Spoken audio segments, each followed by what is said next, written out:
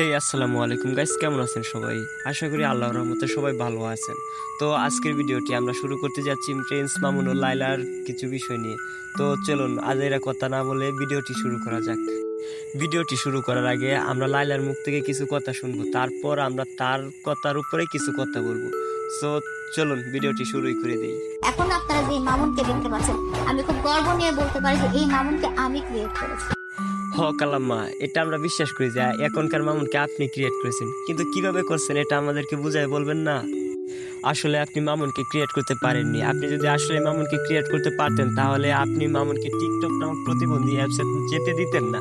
যেহেতু আপনি এই কাজটি পারেননি, মানে টিকটক নামক প্রতিবন্ধী অ্যাপসে মামুন এখনো আছে, সেহেতু আপনি মামুনকে ক্রিয়েট করতে পারেননি। মামুনের সোশ্যাল মিডিয়াতে তার ফেস ভ্যালু একটা ছিল, কিন্তু সেটা এই স্টেজে ছিল না। সেটা যে স্টেজে ছিল সেটা সবাই জানে, রাস্তাঘাটে মার খাইতো। আরে ভাই, আপনি এটা কি বললেন? এতদিন তো আমরা বলতাম এটা মানা যায়, তো আপনার মুখ থেকে তো এটা মানা যায় না। যত হলেও তো সে আপনার ছেলে হয়, ওটুকু সে আপনার স্বামী হয়।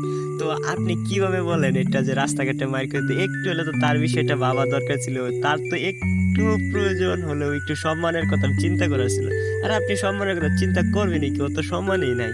কোন জায়গায় মার খেতো না? রাস্তাঘাটে গিয়ে ও বলে তো যে লাইলার জন্য ওর সম্মানহানি হয়েছে। ওর সম্মানটা কোথায় ছিল?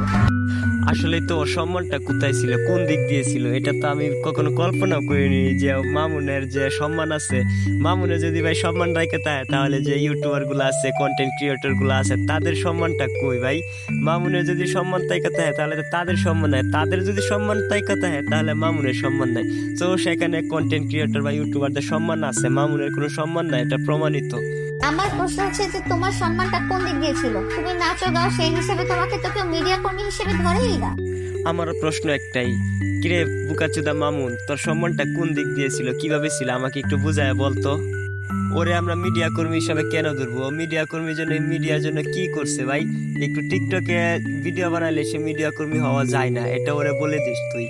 মিডিয়া কর্মী হইতে গেলে যোগ্যতা লাগে, যোগ্যতা, মাথার ব্রেন লাগে। ওর তো মাথার ব্রেন নাই, তো ও মিডিয়া কর্মী হইবে কিভাবে? মেন মিডিয়া কর্মী না, তুমি লাইকিতে নাচো গাও, সেই হিসেবে তুমি যখনই রাস্তায় বের হও তোমার লোকজন পিটাইতে আসে। আরে বোকাচোদা, ওই যদি রাস্তাঘাটে মায়ের না খায়, টিকটকারে যদি রাস্তাঘাটে মায়ের না খায়, তাহলে মায়ের খাবে কি ইউটিউবার গুলা, কন্টেন্ট ক্রিয়েটর গুলা?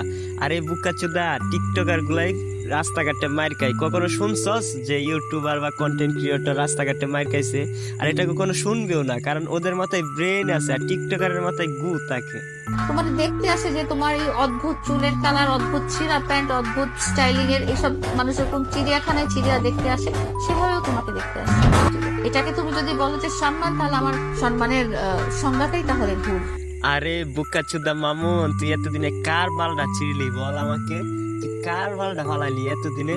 তোর বউ তোকে চুদে না, সেখানে আমরা তো বাদই দিলাম। তোর বউই তোকে এইভাবে রুস্ট করে দিবে আমি কখনো ভাবি নাই। আমরা তো সারা জীবন তোকে রুস্ট করছি, দেখ তোর বউ তোরে রুস্ট করে দিছে আজকে। তোমার দেখতে আসে যে তোমার এই অদ্ভুত চুলের কালার, অদ্ভুত ছিঁড়া প্যান্ট, অদ্ভুত স্টাইলিং এর এইসব মানুষ যখন চিড়িয়াখানায় চিড়িয়া দেখতে আসে, সেভাবেও তোমাকে দেখতে আসে। সম্মান চলে যেতে হলে আগে তো সম্মান থাকতে হবে। তোমাকে সামনে সামনে রাউন্ড ভাই একটা সেলফি, একটা সেলফি, ওই বানরের সাথে যে একটা সেলফি তুলে মানুষজন চিড়িয়াখানায় তুলেন না আপনারা? ওইটাও কিন্তু তুলো, তাহলে কি বানরের একটা সম্মান হয়ে গেল? হ্যাঁ, আমরা বানরের সাথে সেলফি তুলি, কারণ তারা একটা পশু, মামুনের মতো মানুষ নামক কুত্তা না, বুঝেন নাই ব্যাপারটা?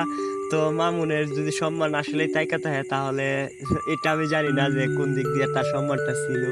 আসলে কি জানেন যে কোনো টিকটকারের সম্মান নাই, সেখানে মামুন তো বাদই দিলাম, মামুনের সম্মান নাই, কোনো টিকটকারের সম্মান নাই। মানুষ চিড়িয়াখানায় যায়, কারণ চিড়িয়াখানা খুব সুন্দর একটা দৃশ্য, মানে প্রাকৃতিক উপভোগ করার মতো অনেক কিছু আছে। তো মামুনের কি আছে, কি যোগ্যতা আছে যে মামুনের ওরে মানুষ দেখবে? মানুষ তো মামুনরে দেখতে আসে এই যে চুলের কালার। আসলে কি জানেন যে যদি টিকটক নামক অ্যাপস না থাকতো তাহলে আমি জানতামই না যে বাংলাদেশে এতগুলা চুলের কালার আছে। এটাই, এর বাইরে আর কিছুই না। আর চিড়িয়াখানার সাথে মানুষের তুলনা করতেছেন না, চিড়িয়াখানায় অনেক সুন্দর, কিন্তু মামুনের আইডির মধ্যে এমন কোনো কিছু নাই যেটা আমরা দেখে একটু বিনোদন নিব। বিনোদন হয়, কিন্তু টিকটকারের মতো বিনোদন নেই। সেই বিনোদন হয়তো সাময়িক কিছু সময়ের জন্য, কিন্তু বিনোদনের চাইতে রাগ যে বিষয়টা হয় সেটা বেশি আসে মামুনের ভিডিও দেখতে। তো নেক্সট টাইম যদি আপনি মামুনকে নিয়ে কোনো ভিডিও বানান তাহলে সেই ভিডিওতে যদি আমি রিপ্লাই দিই তাহলে একটু ভালোভাবে রিপ্লাই দিব। আজকে তো কাউকে কোনো প্রকার গালি দেয় নাই, সুন্দরভাবে কথা বলছি। তো মানে এই ভিডিওটা আমি রোস্ট করি নাই, জাস্ট আমি আপনার কথার উপরে কিছু রিয়াকশন দিছি আর কি, এইটুকুই। আর যদি রোস্ট করতাম তাহলে বুঝতেন যে রোস্ট আমি কতটুকু করতে পারি। তো আজকে আমার বয়সটি এরকম লাগার কারণ একটাই, আমার অনেকদিন ধরে অসুস্থ, জ্বর ভাই অনেকদিন ধরে অসুস্থ। দোয়া করবেন সবাই আমার জন্য। সো আজকের মতো ভিডিওটি এ পর্যন্তই। সবাই ভালো থাকবেন, সুস্থ থাকবেন। আল্লাহ হাফেজ।